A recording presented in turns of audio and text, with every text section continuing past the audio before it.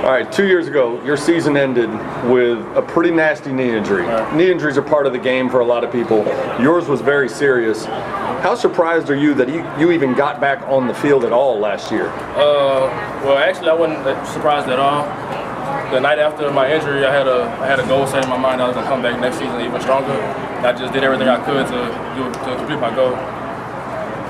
Ever since you've been here, you've been described as, a pretty good player, maybe not the biggest guy for a linebacker. And you not only made it all the way back from that injury, but you end up leading the team in tackles last year. How is a guy your size so effective? Well, I really don't think size matters. It's about the size of your heart. So I just try to go hard every day, knowing I play with a chip on my shoulder, knowing I'm not the biggest, the strongest, or the fastest. So I just try to go hard every day. How hard was it sitting out in rehab at the end of your freshman year and in the off season? What were the hardest parts about just getting through that long process? Well, the hardest part was just rehab. Because some days you don't want to do it.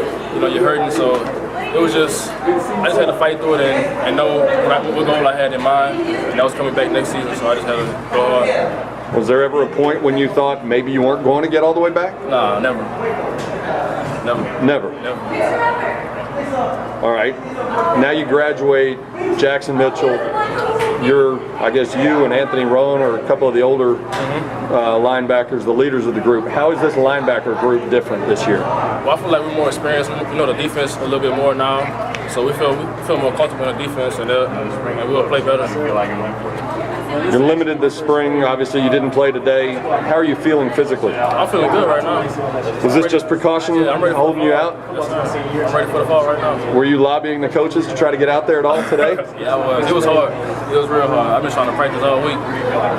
Is that just part of your personality? Do you just hate watching being on the sideline? They're teasing me when I do that. When they make me watch, I want to be out there and have fun with them. How is this defense overall different? Coach Morris talked about maybe catching up a little with the offense.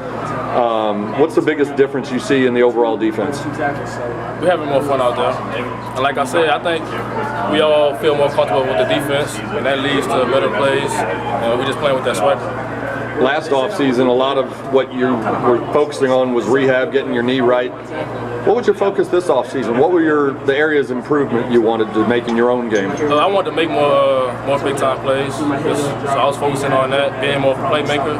I feel like last year it was a good year, but it wasn't how I expected it to be. All right, you got some young guys behind you.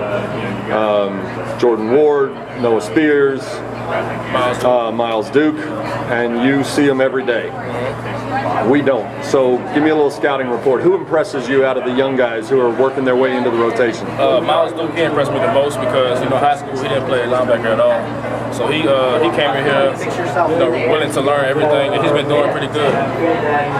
Does your role change now that you're one of the older leaders of the group?